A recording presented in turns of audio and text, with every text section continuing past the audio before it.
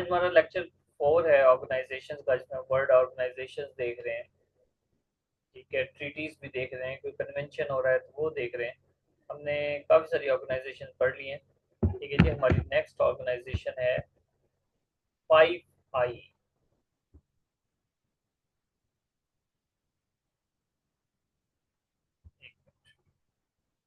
ये जो FY है ना, इसका जो वॉवल है वो उड़ा दिया है, आई और वी उड़ा दिया है। ठीक है, ये 5 और ये EY, इसका ई उड़ा दिया है, तो ये 5 इस तरह से बनता है 5I। ब्रेक डाउन करो। ठीक है, 5I बेसिकली 5 आंखें, इंटेलिजेंस के ज़मरे में आता है कि जो कोई इंसान किसी पर नज़र रखता है तो वो बेसिकली उस पर उसका ख्याल रख रहा है कि कहीं ये कुछ गड़बड़ ना कर दे। बेसिकली इसका ये मकसद है। देखिए, था क्या, वर्ल्ड वॉर के दौरान ही यूएसए और यूके और यूएसए, ठीक है, ये दोनों कंट्रीज इन्होंने आपस में डिसाइड किया कि भाई हम कोलैबोरेशन करते हैं। डिफरेंट जो, क्योंकि वर्ल्ड वॉर 2 चल रही थी, तो उसमें कुछ सीक्रेट कोड्स आ जाते थे, तो उन्होंने कहा हम अपनी इंटेलिजेंस शेयरिंग करके उन कोड्स को डी कोड करते हैं। ठीक है, तो ये बेसिकली इस मकसद के लिए ये एस्टेब्लिश हुई थी कि जो सोवियत यूनियन था उसके खिलाफ जो भी वो कोडिंग्स वगैरह भेजते थे, करते थे, तो उसको डी कोड करने के लिए इन्होंने इंटेलिजेंस शेयरिंग की थी यूके और यूएसए ने। ठीक है, और उसके बाद क्या हुआ कि मकसद क्या था कि नेशनल सिक्योरिटी हो, साइबर सिक्योरिटी बेसिक इसका मकसद था, टेररिज्म को काउंटर करना।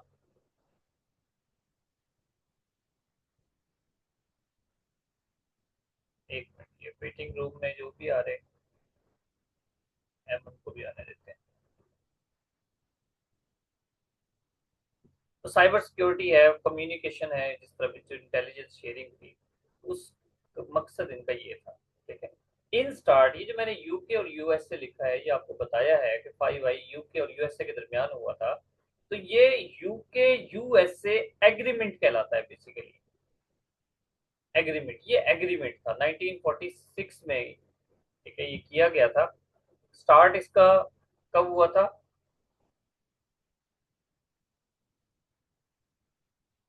स्टार्ट कब हुआ था इसका? During world war 2। उसके बाद यूके यूएस से एग्रीमेंट हुआ। अब ध्यान से बात को समझे, जब ये स्टार्ट हुआ था तो यूके और यूएसए के दरमियान कोलैबोरेशन थी। बाद में 1946 में यूके यूएसए एग्रीमेंट 5I में कन्वर्ट हो गया। ठीक है, यूएसए यूके एग्रीमेंट 1946 को हुआ, जिसमें ये 5I में कन्वर्ट हो गया। 5I में क्या था? एक तो यूके यूएसए, दूसरा यूएसए का नेबर कनाडा। ठीक है, बिल्कुल यूएसए के ऊपर है। फिर इन्हीं का, इनके भाईवाल हैं कुछ, जो एक पूरा कॉन्टिनेंट है जिसको हम कहते हैं ऑस्ट्रेलिया है, ऑस्ट्रेलिया के साथ न्यूजीलैंड है, ये 5I बन जाते हैं।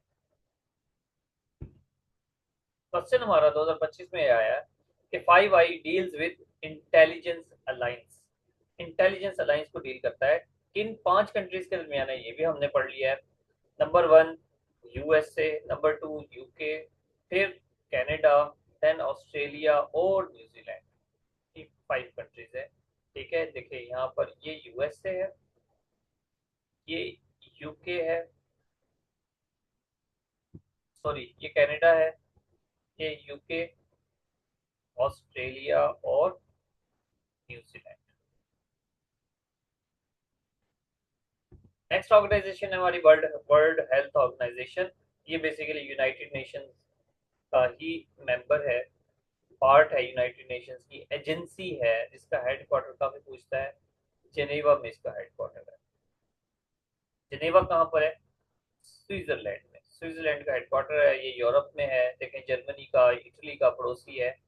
ठीक है, ऑस्ट्रिया का पड़ोसी है, ये फ्रांस का पड़ोसी है। कितना अहम मुल्क है। तो वर्ल्ड हेल्थ ऑर्गेनाइजेशन का हेल्थ हेडक्वार्टर कौन सा है? जिनेवा।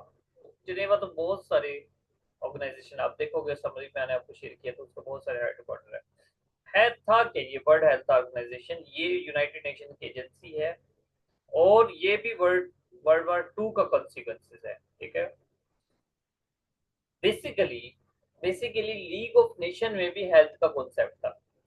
जब लीग ऑफ नेशन बन रही थी उसमें हेल्थ ऑर्गेनाइजेशन बनाई गई थी, और यूनाइटेड नेशन जब बना तो इसको वर्ल्ड हेल्थ ऑर्गेनाइजेशन बना दिया। तो मकसद वही था कि भाई दुनिया में जो पूरी जो पेंडेमिक डिजीज होती हैं रीजनल या वर्ल्ड वाइड, उनको ट्रीट करना है मिलजुल कर, इकट्ठे होकर इकट्ठे बनाना है।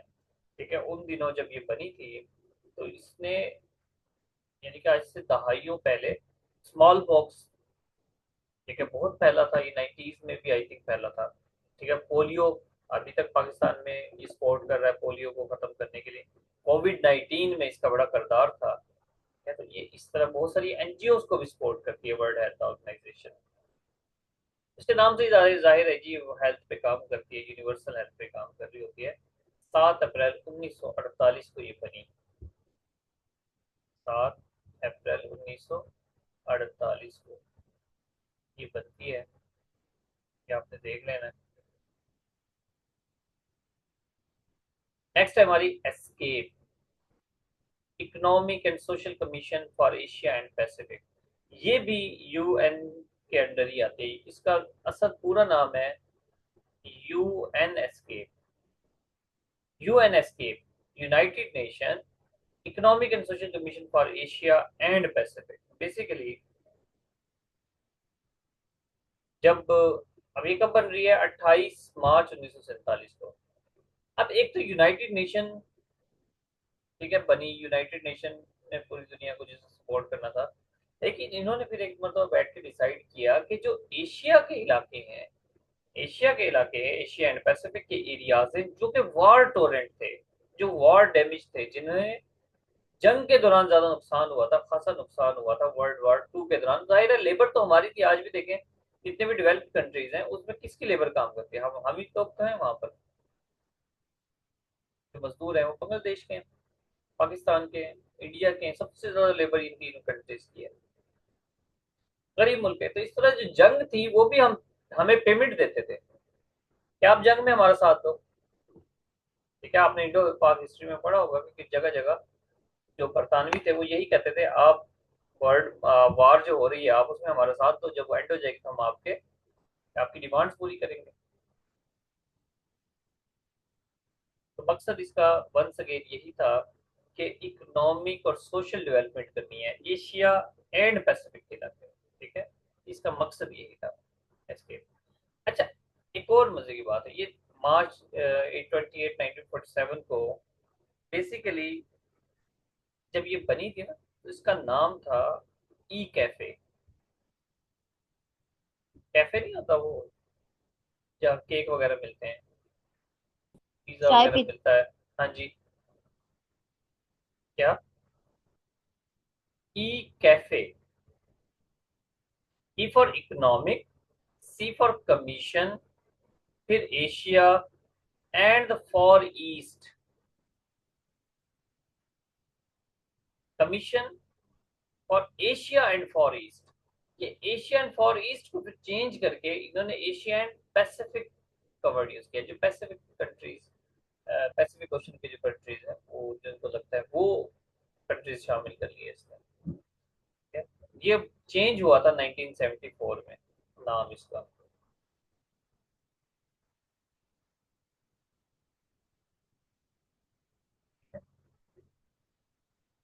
वंस अगेन बनी कब, 47 में, ऑपरेशनल कब हुई, 28 मार्च 1900 मतलब 28 मार्च 1947, 1947 का 28 मार्च 1947 को ये फाउंडेड हुई। बैंकॉक इसका हेडक्वार्टर है। बैंकॉक कहाँ है, थाईलैंड में। ये बिल्कुल ये देखे लाओस, म्यांमार, बर्मा के साथ पड़ता है, ये चाइना से इसका इतना डिस्टेंस है।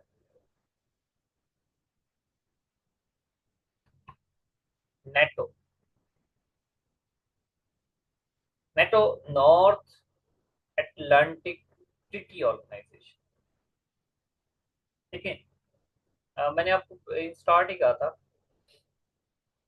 कि अगर वैसे ज्योग्राफी पढ़ाने के बाद ऑर्गेनाइजेशन पढ़ाई जाती है, लेकिन हमारा शेड्यूल ही कुछ ऐसा था कि ऑर्गेनाइजेशन मुझे पहले पढ़ानी पड़ी। अगर हम वर्ल्ड मैप बनाए थोड़ा सा यहाँ पर,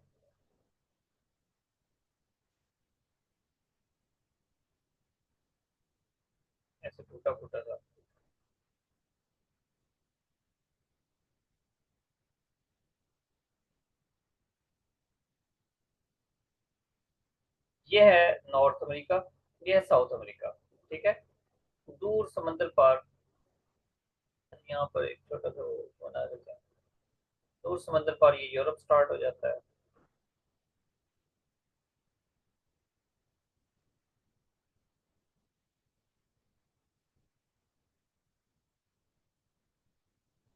ये एशिया,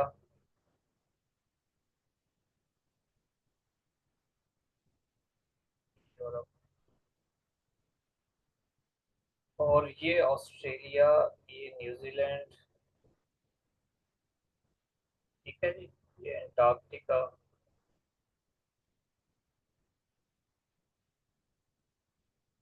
देखें ये अटलांटिक है, ये जो दरमियान में, अब मैं ए लिख देता हूँ सिर्फ, ये अटलांटिक ओशन है, ये पैसिफिक ओशन है।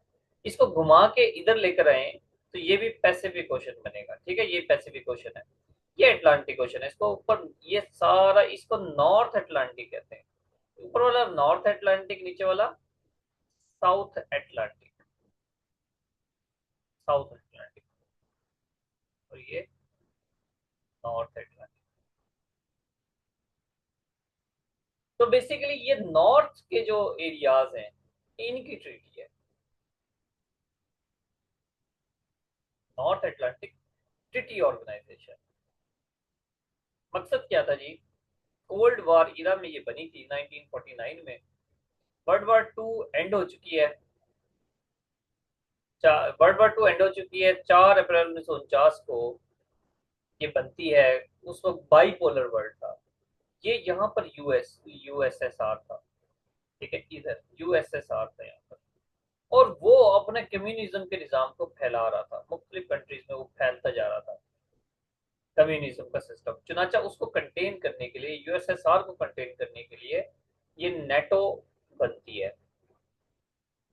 ठीक है, सोवियत यूनियन की एक्सपेंशन को यूरोप में, क्योंकि एशिया में तो काफी फैल गई थी, उसने कहा था कि यूरोप में तो ना फैले ना एटलीस्ट, तो यूरोपियन कंट्रीज को ज्यादा से ज्यादा इस ट्रीटी में शामिल किया गया। ठीक है, मकसद क्या था, ध्यान से मेरी बात समझे। जब मुसलमान इंडिया में आए तो हिंदू मुसलमान हुए, उसकी बहुत सारी वजूहत में से एक वजह ये भी थी कि जो लोअर कास्ट थी वो गरीब थी, उनके हकूक, ठीक है, उनको नहीं मिल रहे थे, उन पे जुल्म किया जाता, चुनाचा वो मुसलमान होने लगे। जब ईसाई आए, अब आप हमारे इलाके में कितने ज्यादा ईसाई हैं? आपको क्या लगता है, ये वो है जो इंग्लैंड के ईसाई हैं कोई, या हिंदू थे जो इन्होंने ईसाई मजहब कबूल कर लिया? क्यों? क्योंकि इन पे जुल्म सितम हो रहे थे, मुसलमान दौर में भी इनको हकूक नहीं मिल रहे थे, ईसाइयों ने इनको हकूक दिए, तो ये ईसाई बनना शुरू हो गए। तो इसी तरह ये जो ट्रीटी थी इसका मकसद यही था कि जो गरीब ममालिक हैं, जो यूएसएसआर उनको पैसा देता है, वो कम्युनिज्म अडॉप्ट कर लेते हैं। चुनाचे इन्होंने कहा वो पैसा देता है तो हम भी पैसा देते हैं, तो बोलियां लगनी शुरू हो गई। तो ये मकसद था। हाँ भी समझ आई बात गई कि नहीं? तो चुनाच बहरहाल ये इसका मकसद है, बैकग्राउंड आपको बता दिया इसका। जो जब ये बनी तो नंबर वन यूएसएसआर को कंटेन करना था, नंबर दो इसका मकसद यही था कि भाई एक दूसरे जो भी कंट्रीज में शामिल होते हैं उनको डिफेंस या मिलिट्री सिक्योरिटी देंगे। ठीक है, एक इंपॉर्टेंट बात देखिए जी, किसी को नहीं पता होगी आपके अलावा, आर्टिकल 5, आर्टिकल 5, ये एक आर्टिकल था जो इन्होंने अब, जो भी अपना एक आर्टिकल बनाया होगा, उस पर आर्टिकल एक्ट बनाया होगा ऑर्गेनाइजेशन का, उसका आर्टिकल 5 ये है कि लिखे, an attack on one member is considered an attack on all. Sir slow slow बोल रहे हैं। An attack on one member is considered on attack on all.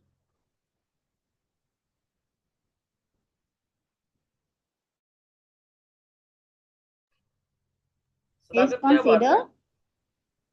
Is consider an attack on all, एक मुल्क पे हमले का मतलब है कि तमाम मुल्कों पे हमला। अगर कोई यूक्रेन पे हमला करता है और वो नेटो का पार्ट है, इसका मतलब उसने पूरे तमाम नेटो के कंट्रीज पे हमला किया है।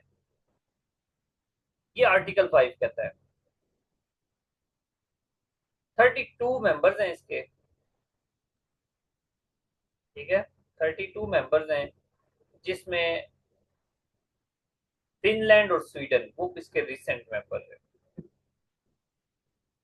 ताकत क्या बात है, नेटवर्क का इश्यू है आपका।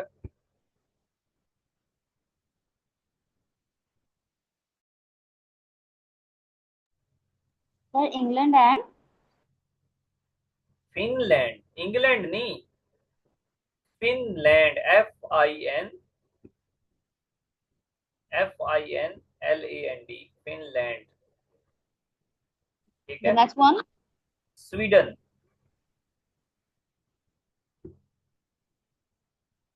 Finland and Sweden. ये यहाँ पर है, मैं आपको बताता हूँ। ये यूरोप है ना, इस यूरोप के इस तरफ है। ये मैप भी बना लेना आप छोटा सा। ये है यहाँ पर, दोनों मुल्क यहाँ पर हैं। ये वो मुल्क हैं जिनमें लिखने की जरूरत नहीं है, वैसे बता रहा हूँ, बाद में लिखना। जब ज्योग्राफी पढ़ाऊंगा तब पता लग जाएगा। ये वो मुल्क है जिसमें 6 महीने दिन रहता है, 6 महीने रात रहती है। और ये दुनिया के हैप्पीएस्ट कंट्रीज में से हैं। ठीक है, ये हमारी रेलिवेंट बातें की वजह से जहन में आ गई तो बता दिया आपको। ठीक है, इन ये 32 मेंबर्स हैं इसके। इन स्टार्ट इसके 12 मेंबर्स थे, अब 32 मेंबर्स हैं। 4 अप्रैल 1949 को ये बनी थी। मार्क रेटी इसका करंट सेक्रेटरी जनरल है। एक और इम्पोर्टेंट बात देखें, ये जो नेटो है इसको वाशिंगटन ट्रीटी भी कहते हैं। Washington treaty. ठीक है, वाशिंगटन ट्रीटी भी कहते हैं इसको। अच्छा, मार्क रेटी ये कहाँ का बंदा है जी? नीदरलैंड का। ये नीदरलैंड का प्राइम मिनिस्टर था 2010 से 2024 तक। देखें कितना इंपॉर्टेंट बंदा है। 14 ईयर्स।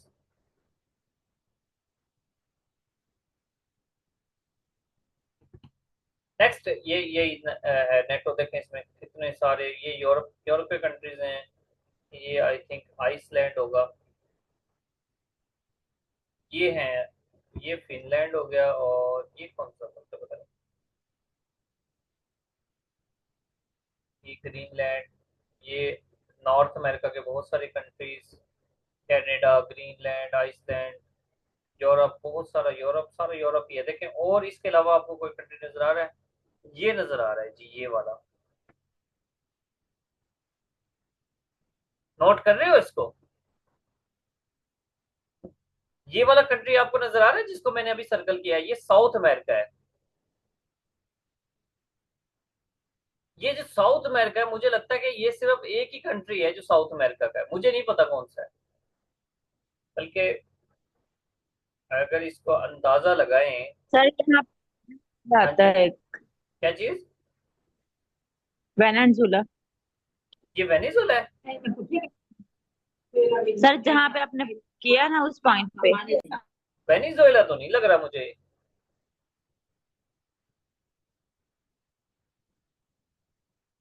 आपको कंफर्म है या सर वैसे वेनेजुला अंदाजा लगा रहे हो? नहीं, ये साउथ अमेरिका का मुझे आता है मैप। अच्छा, चले अगर नहीं भी है फिर भी, which of the following south American country is the part of NATO? ठीक है, ये अगर अगर कंफर्म है अगर आपको, तो ये वेनेजुएला मैं मजीद में सर्च कर लूंगा। ठीक है, आप में से बाकी स्टूडेंट्स भी जो है ना, रिलाई ना करना, बाद मिस्टेक भी हो जाती है। देखिए, ये मैप जो मैंने देखा है तो मुझे थोड़ा सा मैं क्यूरियस हुआ हूँ कि यहाँ पर देखे सारा ये नॉर्थ अमेरिका का कितना हिस्सा है, यूरोप का कितना हिस्सा है, ये यूनिकनेस है। तो ये क्यों है ये वाला ना? तो एटलीस्ट हमें इसका नाम पता होना चाहिए कि अब। और ये एमन कहती हैं कि ये वेनेजुएला है। चलेगी, आप सर्च नहीं भी सर, कर। वो वेनेजुला नहीं है। नहीं सर, बस। इसमें ये मैंने ना अभी जूम करके देखा है तो इसमें ये मुझे लगता है क्योंकि इसमें लार्जेस्ट जो कंट्री है ना एरिया वाइज वो ब्राजील है। अच्छा, छोड़ो, हमारा टाइम जाया साउथ करो आप अमेरिका। गैस लगा के। पता ही नहीं लगना इसमें। आप क्वेश्चन लिखो, which of the following south American country is the part of NATO. ठीक है, जब क्लास एंड होगी तो सर्च करके आना। ठीक है अमन।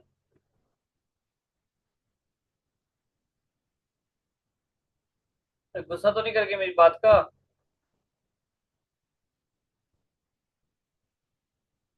सर वैसे कहा आपने आपसे ही था। यही ना बोली होगी यकीनन। अपने अंदर बर्दाश्त पैदा करो। ठीक है, अगर आपने अफसर बनना है ना, फिर आप बर्दाश्त पैदा करो। नंबर वन, आपका पेशेंस जज होगा इंटरव्यू के वक्त। देखो, अगर आप 17 क्या, अगर आप 20वें स्केल के भी अफसर बन गए ना, तो भी आपके ऊपर कोई अफसर होगा जो आपकी बेइज्जती लाजमी करता होगा। ठीक है, चलो अभी मैं आपको 2 मिनट आपकी सर्विस करता हूँ, स्पेशली जो है ना। देखिए, ये जो बर्दाश्त होती है ना, ये बड़ी जरूरी होती है। मैंने शायद पहले भी बताया, रिकॉर्डिंग में नहीं आना चाहिए। अच्छा जी, नेटो हम पढ़ रहे थे और नेटो के बारे में बहुत सारी बातें थी। मनीला पैक्ट भी इसको कहते हैं, याद रखना। मनीला पैक्ट भी इसको, नेटो को कहते हैं। 8 सितंबर 1954 को इसकी बुनियाद रखी गई। ये फाउंड हुआ 8 सितंबर 1954 को। ऑफिशियली एस्टेब्लिश हुआ 1955 में। 8 सितंबर 1954 को इसकी बुनियाद रखी गई, फाउंडेड हुआ मनीला में, मनीला ट्रीटी के तहत। और फरवरी 1955 को ये उस कौन सा